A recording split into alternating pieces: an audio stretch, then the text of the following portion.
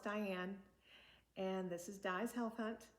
I just finished my 4th week of restarting keto. Just for reference, I'm 55 years old, I'm 5'6", and as of this morning, I weighed 189.8. So I am now down not quite 7 pounds over the last 4 weeks. My starting weight was 196.6. So I wanted to talk about calories. There's a lot of emphasis when you're doing keto, of course, on the carbs. And we've already talked about carbs and how they need to be low enough so that you can get into ketosis and produce those ketones and use that for your energy source as opposed to sugar and refined carbs like that. I have been tracking my daily carbs and my daily calories. I did not try to limit my calories at all over the last 4 weeks. It just turned out that some days I was really hungry, so I ate more, and other days I wasn't very hungry and I didn't eat as much. So over the last 4 weeks, my average daily caloric intake was 1,763 calories.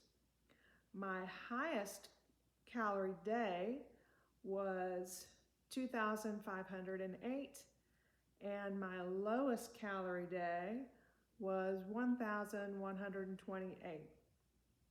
But typically, if I averaged everything together, I was getting closer to 1,800 calories.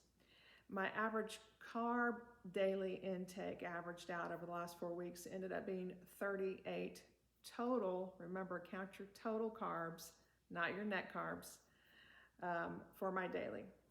And I ended up losing almost 7 pounds over the last 4 weeks. And what was I eating? I was eating things that I love. I eat bacon and eggs on a regular basis. I put heavy cream in my coffee. I love steak. I try to do steak once a week. I've been experimenting around with some chicken recipes with the skin on. So I'm not afraid to eat calories. And I started realizing this is one of the things that I love about eating this way, aside from the fact that I'm eating food that I love. In the past, when I tried to lose weight, every time what I was eating or what I was put on was extremely calorie restrictive. And I'm talking at most 1,200 calories a day, at most. And what that ended up doing was leaving me hungry. And because I have a problem with sugar and sweets, because I was not able to satisfy my hunger, not only was I miserable, but my cravings were out of control.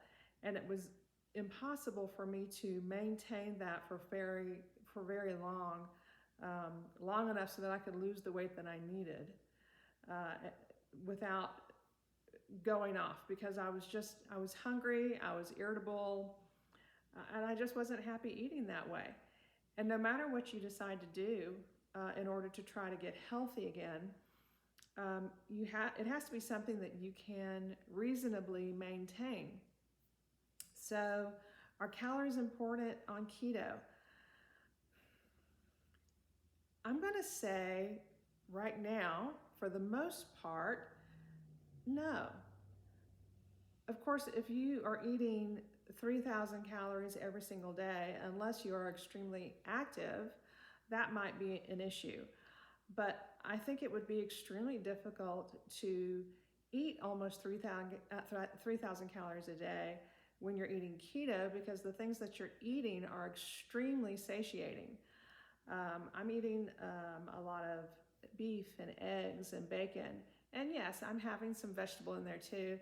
Last night we had a slow cooker chicken with some roasted asparagus, and it was really good.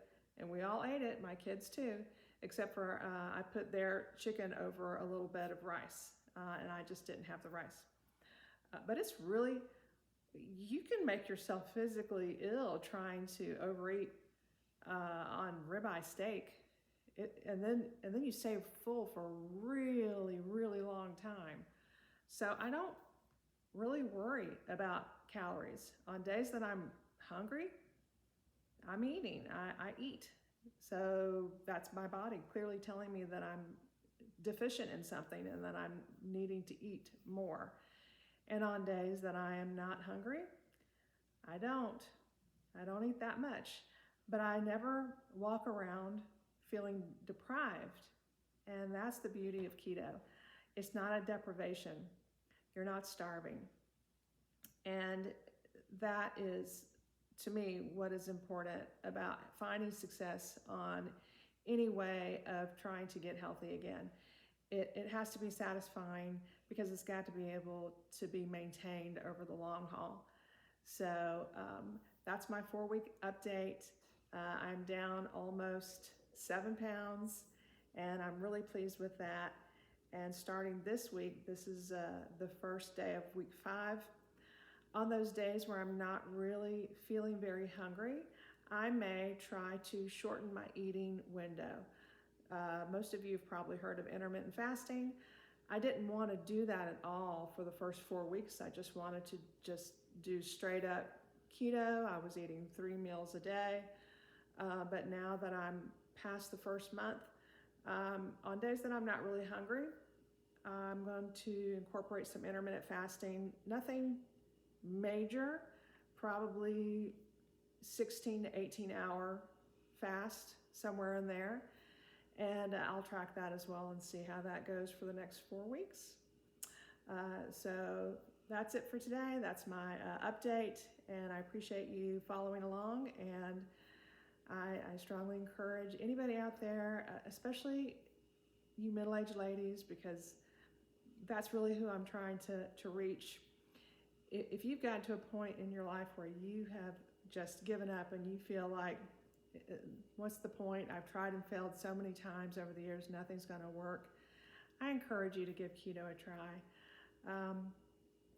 It worked for me, and I know that there are women out there that are just like me that struggled for more than half their life with their weight, who struggled with cravings that they felt like they could not get past or overcome. And I'm here to tell you that that's not the case. There is going to be something out there that works for you. And if you haven't tried keto yet, I encourage you to give it a try. All right, thanks again, and I'll talk to you soon.